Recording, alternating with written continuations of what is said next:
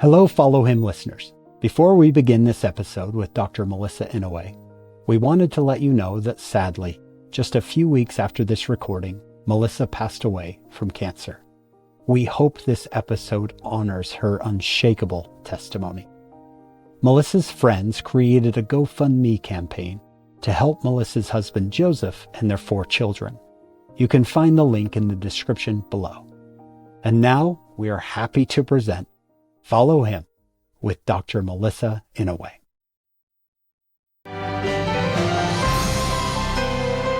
Hello, my friends. Welcome to another episode of Follow Him. My name's Hank Smith. I'm your host. I'm here with my cheerful co-host, John, by the way, and our guest, Dr. Melissa Inouye.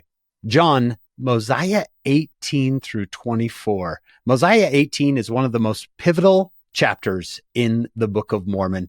Alma the Elder, tell me what you're thinking today. Ever since Zeniff decided he wanted to go back to the land of Nephi, we've got these different groups who kind of need deliverance. The storylines in here are so fascinating. The doctrine is really strong as they try to get back on track since King Noah and then get back to Zarahemla. So it's kind of a fun storyline. Yeah, I love the community that's created in these chapters. Dr. Inouye, what are you looking forward to today? I know that when you and I discussed this earlier on, you said, Hank, this is one of my favorites. For me, this is one of the kind of pivotal chapters or passages in the whole scriptural canon. As Latter-day Saints, we have this unique idea of what baptism is, which is informed in large part by this chapter and by the description of the people and the church. The passage just talks with such affection about the waters of Mormon, like this place that was so beautiful to people just because of what they did there. All over the world, there are places like that, waters of Mormon, places where people were baptized, places where people came together for the first time. I work in the church history department, and we have a whole division dedicated to historic sites. So, famous places. A lot of those sites aren't famous. They're just famous kind of locally to the people who know what happened there. They're really special there. So love this chapter 18 in particular and this larger section in general. We are looking forward to learning from you today and having a lot of fun. John, Dr. Inouye has never joined us on our podcast before, but she comes highly recommended by her peers.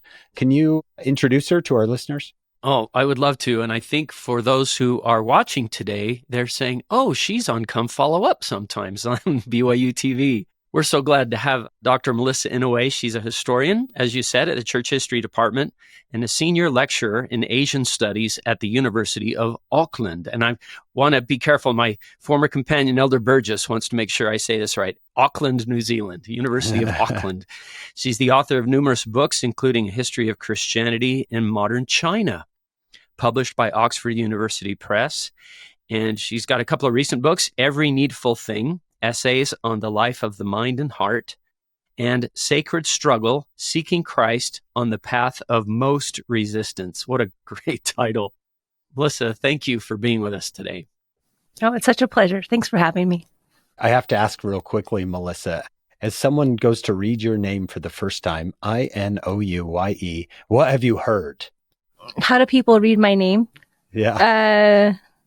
Inouye. It's not their fault. It's a weird romanization that was used at the early 20th century, but since then it's much simpler. It's Inouye.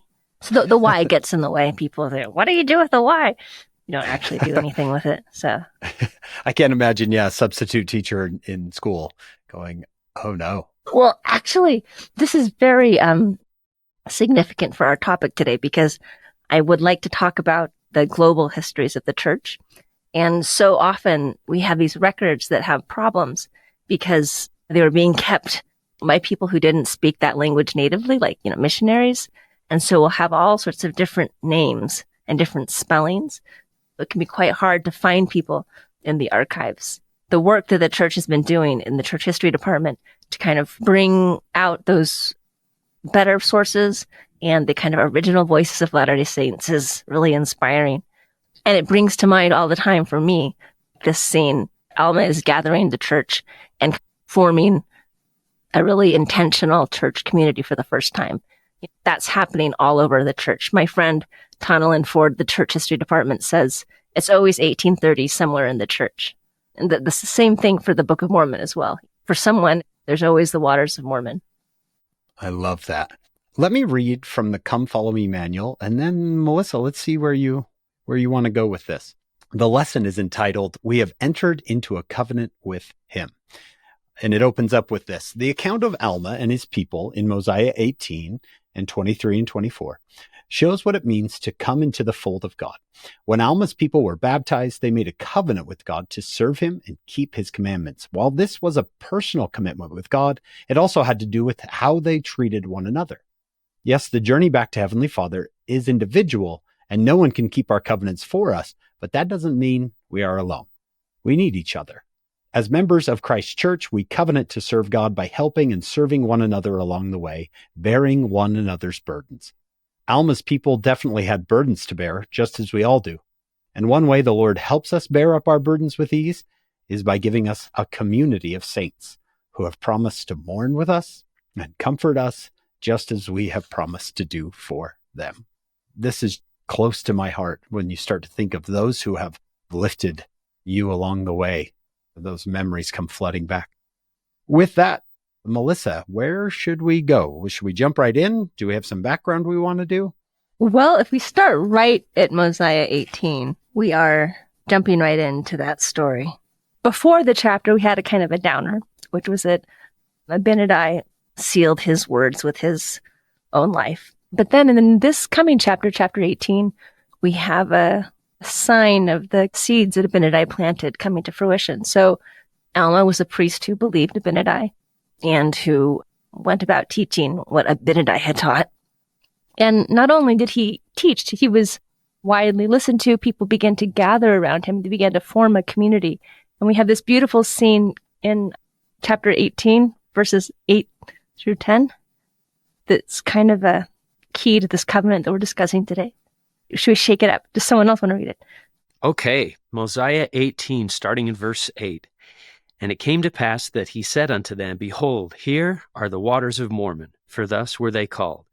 And now, as ye are desirous to come into the fold of God, and to be called his people, and are willing to bear one another's burdens, that they may be light, yea, and are willing to mourn with those that mourn, yea, and comfort those that stand in need of comfort, and to stand as witnesses of God at all times and in all things and in all places that ye may be in, even until death, that ye may be redeemed of God and be numbered with those of the first resurrection, that ye may have eternal life.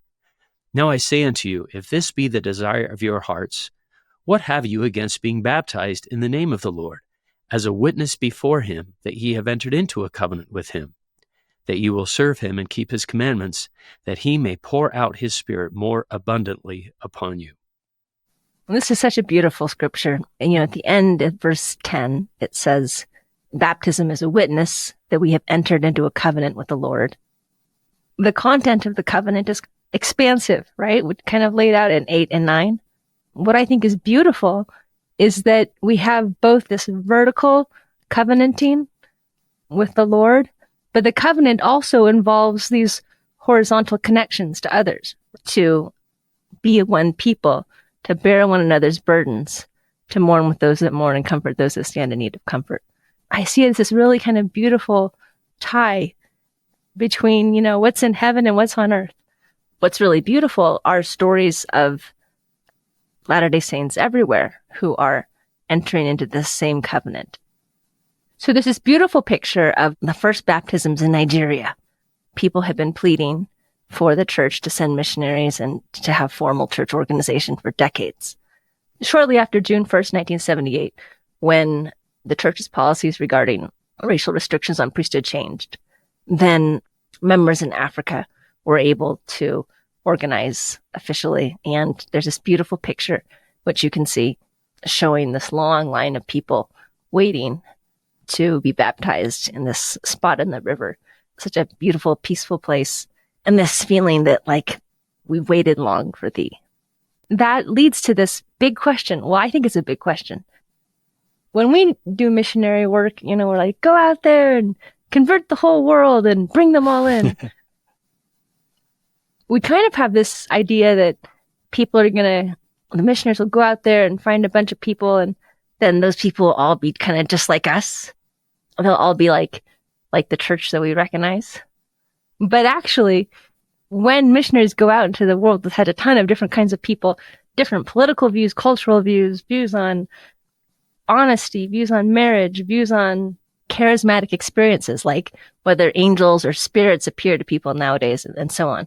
So much difference. And people come into the church. They come in as they are. We are then in a covenant to bear their burdens also.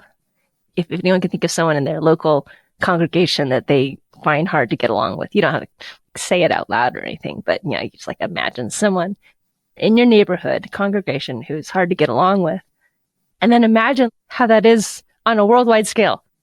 So many other personalities that are really hard to get along with, just in terms of where we come from and what our different expectations are. I find this covenant and this scene so universal and also so intimate, because in order to understand people, to mourn with them, you have to know them, and to comfort people, you have to have love in your heart to give to them for comfort. I was thinking of people in my ward community that our personalities are so different. It's difficult to get along.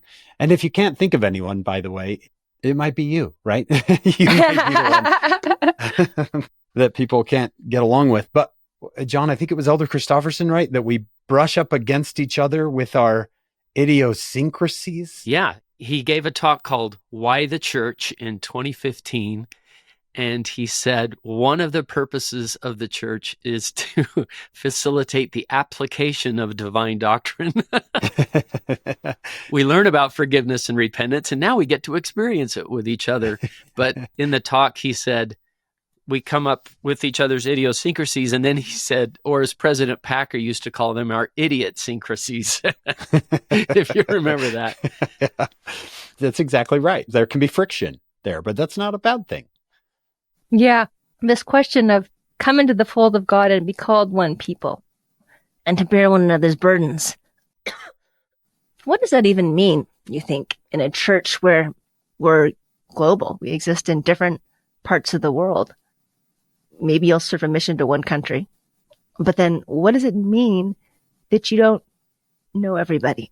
In the early church, for example, we see they went through some really hard times, and we'll see times when someone will say, Jane Manning James gave me some flour, which is about half the flour that she had left, and I was able to feed my family. So those were face-to-face relationships. But do you find it hard to identify with saints who are not, in the same country, who don't speak the same language, who you don't see all the time? My wife and I were in Texas going on a trip on Sunday, got on the church's website and found a ward to go to, and we Ubered our way there. And it didn't take us very long to figure out it was a Spanish-speaking ward, and neither one of us speaks Spanish. But I was thinking about this discussion and thinking how at home we felt, and how many happy smiles we saw, and how many extended hands with handshakes. And I love this, what you emphasized, this group. The things that he says in verse 8 about being God's people, we didn't get to converse very much with anybody, but I just felt so at home.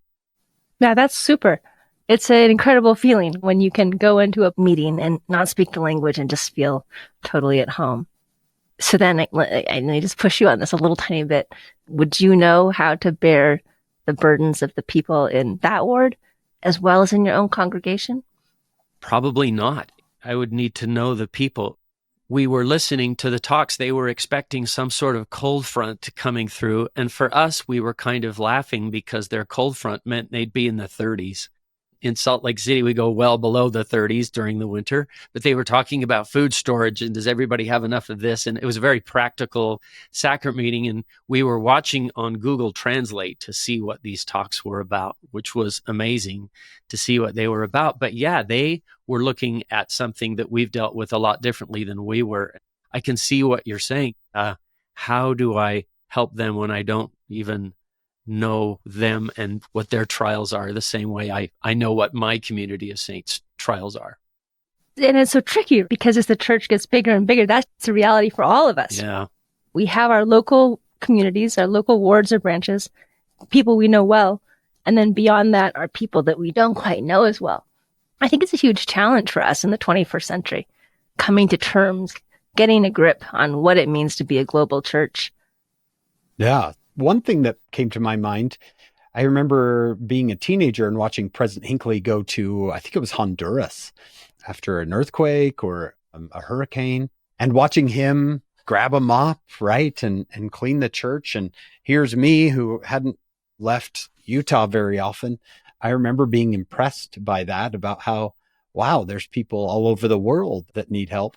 And then today, with different social media, I can become friends with or follow Latter-day Saints in Africa, in the Philippines, in Asia, and I get to at least get a glimpse into the struggles and what their lives look like every day. So it's getting a little bit easier to understand, even though we're far from truly understanding.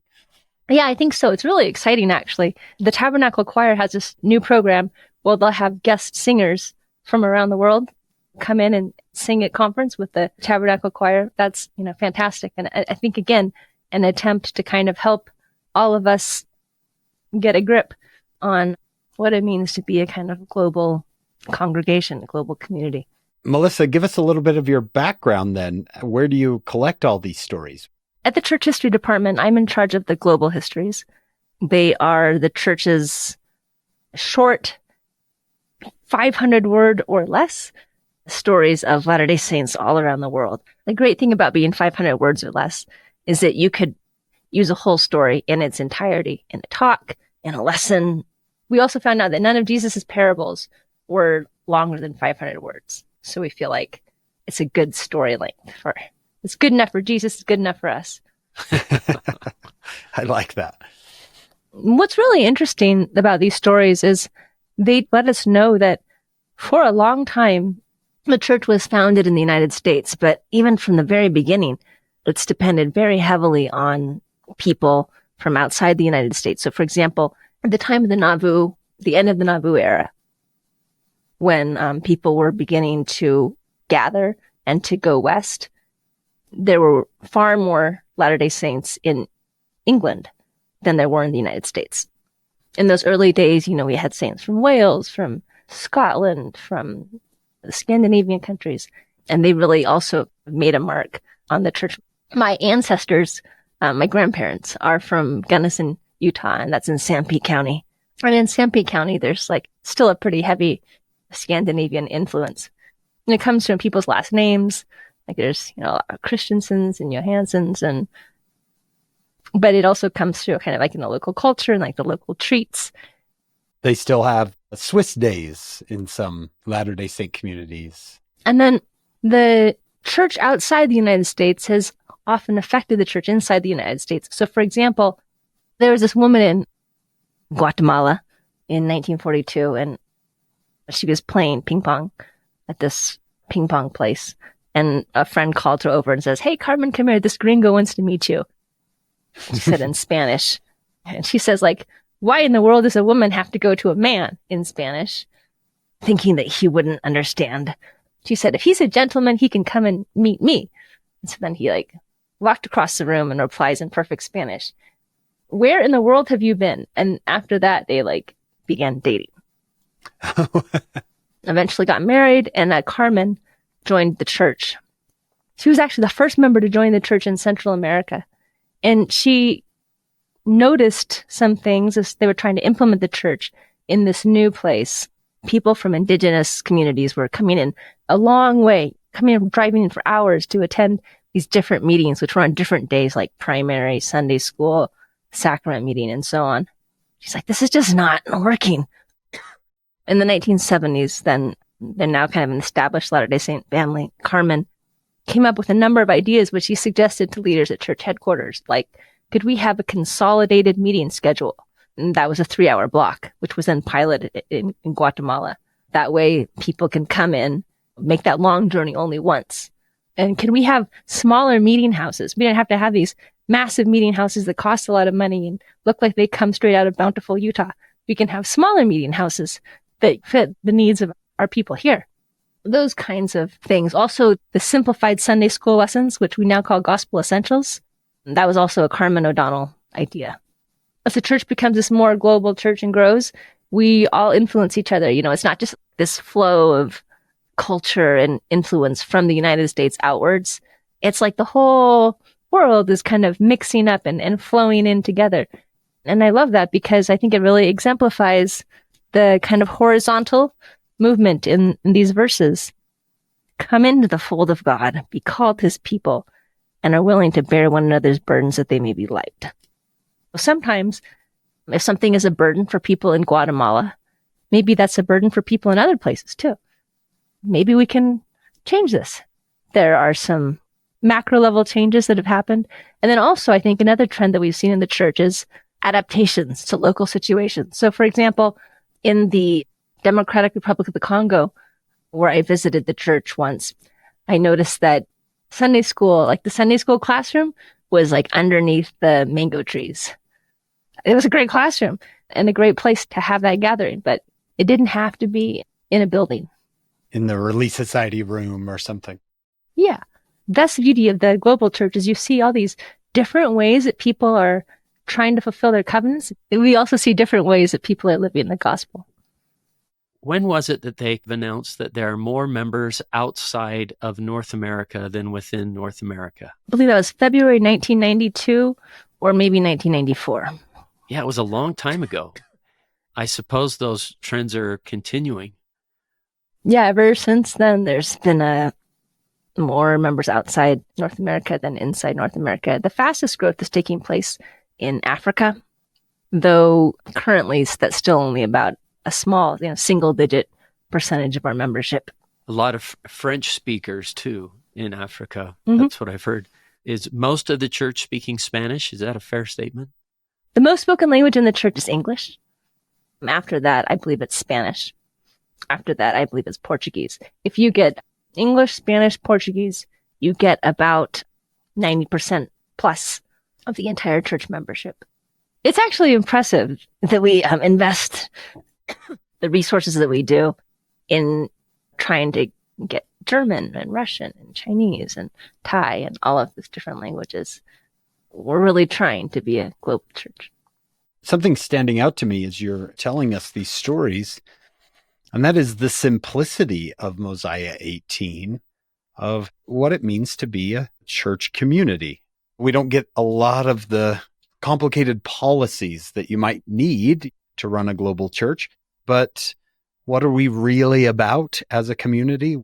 We're about mourning with those who mourn, comfort those who stand in need of comfort, bear one another's burdens, and stand as a witness of God. If you took a church community and they did those things, you're going to be successful. Okay, another story. Talking about Maria de Silva. She was pregnant with her first kid when they fled from Angola and went to Portugal as refugees. They lived in Lisbon for a while and got on their feet, got jobs, and had a new life. During that time, decades in Portugal, Maria kept on having dreams of herself and something churchy in Angola. So like she dreamed about Spencer W. Kimball, two sister missionaries, and herself somewhere in Angola. Or she dreamed about another missionary and herself in Angola. So she kept on dreaming about herself in the church. So she decided to go back to establish the church there.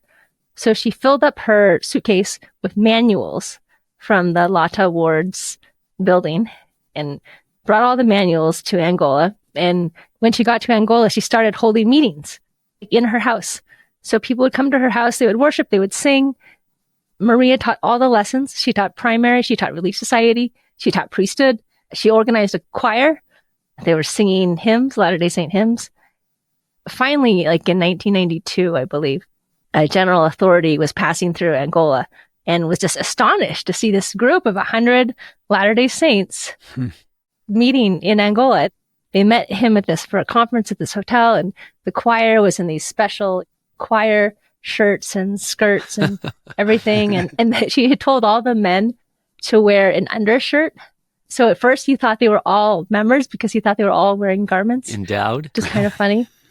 Yeah. He was just astonished that they had, so many people. He said, wow, will you please organize a church in Angola? She's like, can I do that? He's like, yeah. And he gave her a blessing. He said, this is a very solemn and sacred process. We don't go in through the back door. We don't give bribes. Maria set out and she prepared all the paperwork with help from the area office in Johannesburg. All the paperwork was required to get the church officially registered with the government. And that would make it subject to civil protections, to religious freedom protections, and so on. They'd be allowed to meet officially and be recognized as a legitimate group in Angolan society. She gets the papers together, and the day comes when she's ready to take the papers. Right at this time, unfortunately, there's this huge flare-up in violence that becomes known later on as the Halloween Massacre. And in the course of 3 days, about 20,000 people in the capital of Rwanda, where she lives, are killed. There's fighting in the streets. People go house to house, pulling people out of their houses. Some people just disappear. In the midst of this huge civil unrest, she doesn't know how long it's going to last. She takes the papers. There's no postal system. And she marches from her home to the government building. And as she's walking there, all along the road, she's walking past the bodies of the dead. So she goes to the government office and she says, here's the papers of the Church of Jesus Christ. We need permission for the church to operate here. And the government official says, forget it. You got to get in line and it could take a long time. And she's like, well, I need these now. Lady, people have been waiting for this. Some people have been in line for 20 years. She says this little prayer to God. What should I do? And God says, I'm better than all of them. Go ahead, submit the papers. So she's like, okay, here's my papers. And she turns them in. And then it turns out about 2 weeks later, there's this announcement from the government, which is that all of the religious organizations that were waiting for approval have been approved. So we don't know exactly what's going on behind the walls of the bureaucracy in Angola, but we know that Maria's story and her courage played a role in a 20-year wait becoming a 2-week wait. And it blessed not only the Latter-day Saints, but just all the people who wanted to worship God in that country. Hank, you were talking about how simple the church community can be. And I think in that story of Maria da Silva and the congregation that she brought together in Angola and then brought into legal existence as well, really shows us how it's not that complicated. We just have to have people who are joined together in love. John, has it been 10 years now that you needed your ward to come to your rescue? You were serving as bishop and you went to a Pinewood Derby? Yeah, you've got a good memory. I was sitting right here at this desk and I got on the intercom and said, hey, what time's Pinewood Derby? And then I checked online. Oh, it's right now. Everybody get in the car. And I should have walked past the stove, but I didn't. Oh, no. My kids had been watching Food Network and wanted to see if they could deep fry chicken wings. And I should have checked the stove. I'm not throwing my kids under the bus. I'm the dad. I should have looked at the stove. But a little while later, my first counselor called me, said, Bishop, you've got 5 fire trucks in front of your house. What's your garage code? Long story short is this ward family showed up, people coming in and taking things out of the house to secure them and put them in a safe place. Somebody found my suit, took it to the dry cleaners. My elders quorum president running around with a clipboard. And I could overhear this. Who's sitting in Bishop's driveway from 2 a.m. to 4 a.m.? I'll take that. It was amazing, Hank. People handing us money, people taking care of our kids' missions. And then you walk into the chapel and you don't know who to thank, but you just love everyone because they are serving, they are helping us bear our burdens. It was an amazing experience where I fell in love with my ward family, That took a while to rebuild. 9 months. A little bit of a charred house. Yeah, it was a lot of smoke damage, and that was the most amazing thing that happened was my ward family. I just thought, wow, this was a very Zion thing that just happened here, and it was humbling, extremely humbling to see how people were willing to help a neighbor. Well, that reminds me of a time when our ward really came through for us. So I've been a cancer patient since about 2017. At every kind of wiggle in my family's path, our wards have always been there to help us. Most recently, we were on a family vacation in the summer. It was last summer. We came back. It was late at night, and I noticed that there were bark chips leading up to our front gate, and we had never had bark chips there before. I don't know what we had. We were also like in the middle of some summer landscaping, so everything looked kind of weird. I was like, that's weird. And I walked in the bark chips, and I opened the door into the backyard, and our ward had gone through our crazy overgrown garden. The raspberries reaching everywhere and snagging everywhere. They'd tied them all up. They'd pruned them all back. They'd put down bark chips between the paths, the garden beds, made it this really beautiful, peaceful space. I do a lot of outdoor yard work, and I was just calculating in my mind the number of wheelbarrows of bark chips that would have been required for this. And I was like, whoa, this was like a multi-day task with like a lot of people. They tried to remain secret. We figured out who some of them were, but it's just like you said, John, sometimes you don't know and you don't know how to say thank you. And then that makes you feel bad because you can't like repay it in a kind of personal way, but you can keep putting things into the universe that are good. And that's why I have this cough. There's like something pressing on my diaphragm or something is really annoying. So sorry. Please don't apologize. 7-8 years being treated for cancer. Yeah, it's a long time. It's getting really old, actually. It's getting really old. I think our listeners would love to hear how others have helped you bear that burden. That is a heavy burden. Mm-hmm. Well, when I've had, big surgeries, my family and members of the ward have always come and helped me. I think it's also just really important. I mean, sometimes you can't take away pain from someone, right? You just can't do it. What I think the next best thing is just to be a witness, to just kind of sit with them and say, this is really hard. And then it gives the person who's in pain or who's going through a hard time just that recognition, you're not making this up. This is a real challenge and you're tackling it. So I think that's really helpful. People who have cancer often talk about how their friends kind of vanish.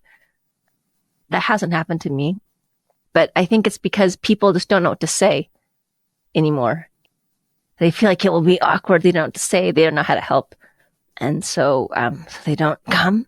But for me, it's really powerful to have people come and just say, this is really hard for you.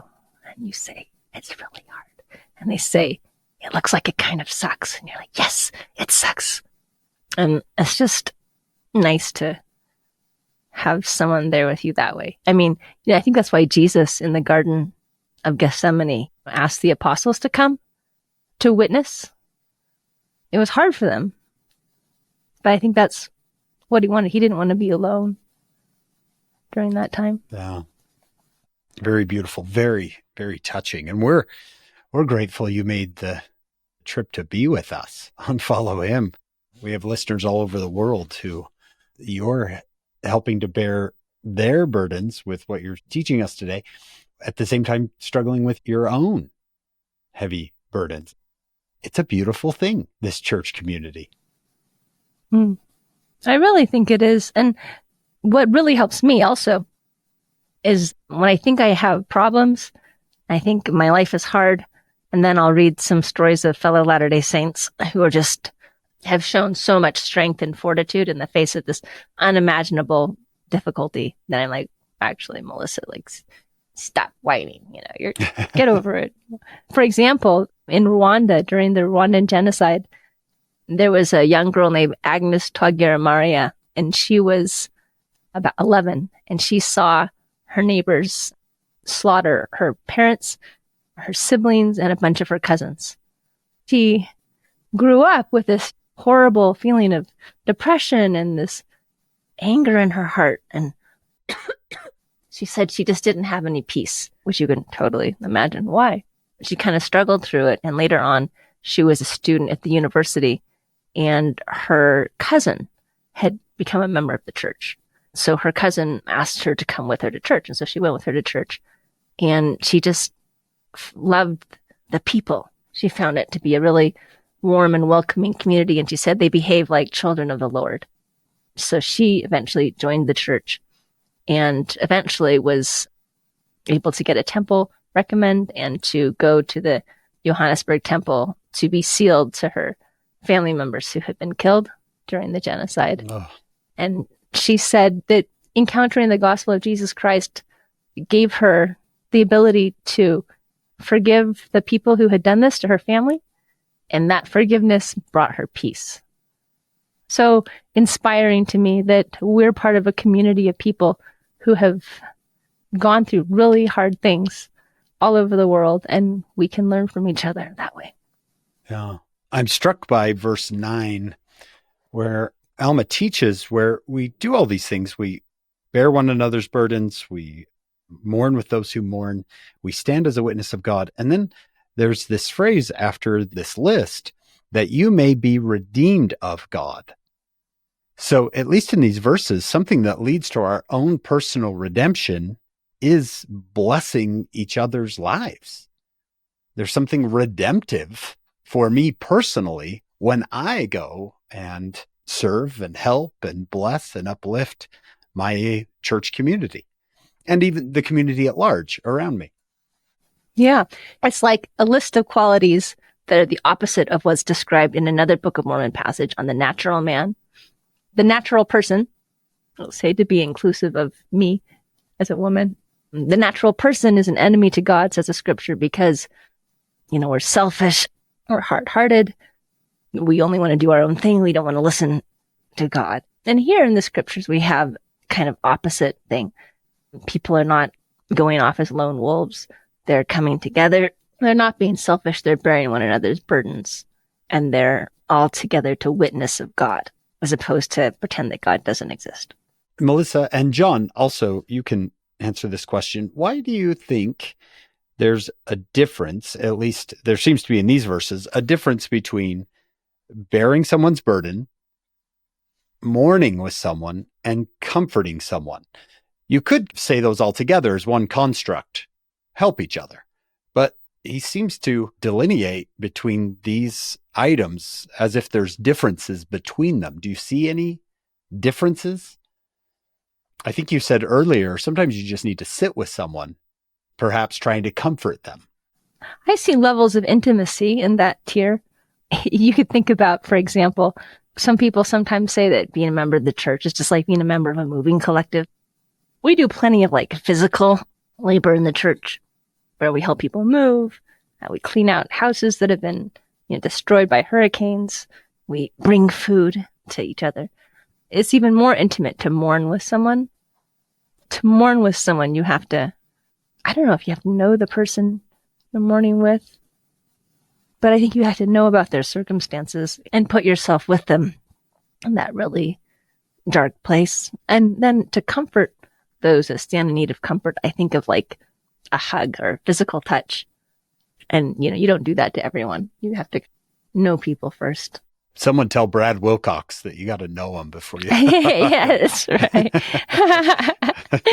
I've hung out with Brad before. Yeah.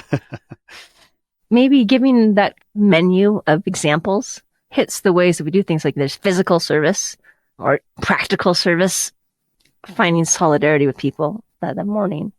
And then last of all, comforting people. That's quite intimate. You have to really know someone in order to be there in that space with them. Sometimes we want to comfort, we don't know how. And I love the example of Job's friends who sat with him, just were there. When they started to open their mouths, it got worse because they tried to start explaining, I think God is doing this, or, oh, I think God is doing this, or, well, actually, I think God is doing this. And that's when it got worse. Right. They should have just kept their mouths shut. Yeah, sometimes just being there is comfort. Just being there. Maybe that's also part of what it means to stand as a witness of God at all times and in all things and in all places, because most of the time we don't see God. God's presence isn't something that you can easily observe in the environment. I think at times when you're going through a really hard thing and you feel like you've been abandoned by God, when there are a bunch of people around you who share that faith in God, they, in a way, and I'm not saying they're stand-ins for God, but they're witnesses for the reality of that power and that presence and that love. Wow. That is fantastic. I've never thought of it that way. Someone's thinking I've been abandoned by God, and the fact that my friends are standing there, that's a witness that God is still with me. Because he sent them. That's a beautiful insight. Now, John, Melissa did not ask me to do this, but I was looking at her book that you mentioned earlier, Sacred Struggle, Seeking Christ on the Path of Most Resistance. I was quickly looking at some of these reviews. Melissa, even in her book, here she is dealing with cancer. She writes this book. Here's what one reader said. I don't know why I picked this book to read other than to provide a balance to other books I read. I'm a bitter member of the church who still attends church and is trying to navigate how it fits in my life. I'm struggling spiritually, physically, emotionally, and mentally. And I found so much to love about what Melissa shared. I love and embrace what she shared about how to still be part of this church, embrace diversity, foster inclusion, and follow Jesus's path. I'm inspired to be better, to move forward rather than stagnating in the indecisive stalemate I found myself in. I'm inspired to approach my struggles with less resistance and with a more outward-focused, how can I find growth and strength that will support others in this struggle approach. Wow. Yeah, that is a beautiful testimony to that Melissa is living what she's teaching here. It's always hard to read your own books and where you're saying like, the struggle is sacred. Stop complaining. Yeah. Embrace it when you're having a bad day. But I think we're allowed to do that too. A lot of my life has been really idiosyncratic, I guess, since we already used that word earlier on. I've lived in a bunch of different places and had a bunch of weird health conditions. And I've experienced church in a lot of different places as well. What often happens, especially with younger people, is that when younger people are looking at the church as an institution and as a global community, if you will, and wondering, like, is there a place for me here? They often make that judgment based on the political and social and cultural values of their place. And I'm not saying that we're completely shaped by our environments and no one has any agency and no one can ever think their own thoughts or whatever. But we do know that where you grow up has pretty significant impact on your experiences, which has an impact on your ideas about the world, your assumptions, your politics, everything. A lot of times I see people who are struggling with the church because they want to be like Christ. They want to be part of a global community that follows Christ.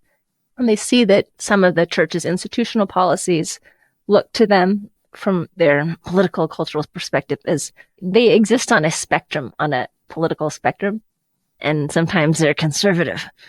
Based on that kind of political morality, developed post-industrial countries often tend to have more liberal views than the previous generations. Like, just imagine, like, think about, like, your political platform in your head, whatever it is. Everything that you would do if you were put in charge of America. Like, here's America, fix it. Do like 9 things. 9 things. So everyone would have different platform. But what is the probability that you would be correct?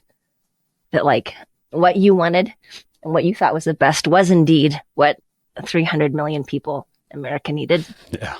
The probability is pretty low, right? Yeah. And we can apply that same thing to ourselves more broadly. My views are very different from, like, a Latter-day Saint woman working class family in Mexico. Or my views are really different from a Latter-day Saint man in the Democratic Republic of the Congo. Rather than not let people who don't fit our views into our club, we have to remember that Team Jesus, as it were, is everyone who wants to be on Jesus's team. It's not about us defeating other groups. Some people feel like from a certain point of view, like in post-industrial westernized countries, where on a global scale, it tends to represent the more liberal social side of how people do things globally. There's also a huge part of the church that is on the opposite end of that scale. People in developing countries tend to be more socially conservative than people in these wealthy countries. If people want to be disciples of Christ and want to serve the whole world, then we have to be okay with serving people whose political views are really different from ours.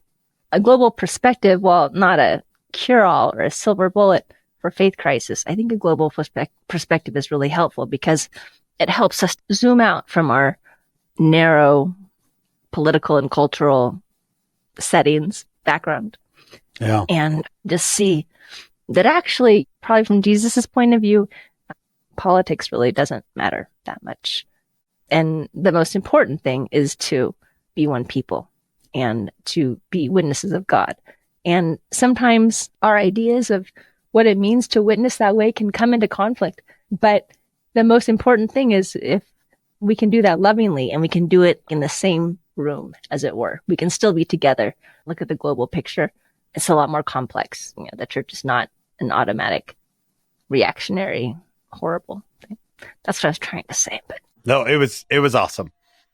Later on in verse 20, he commanded them that there should be no contention one with another, but that they should look forward with one eye, having one faith and one baptism, having their hearts knit together in unity and in love one towards another. I'm just one guy here living where I live. How do I do that in a global church? How does an individual try to accomplish that in a global church? Or do I just have to begin where I am? I mean, what are your thoughts on that? That's a great question. You know how Jesus says, how can someone know a master that they haven't served? How can we serve fellow saints that we don't know? So a great thing is to go to your Gospel Library app and open the church history section and go to the global histories. There's stories there from basically every place where we are, with a few exceptions because of sensitive politics and so on. I'm sure you can imagine.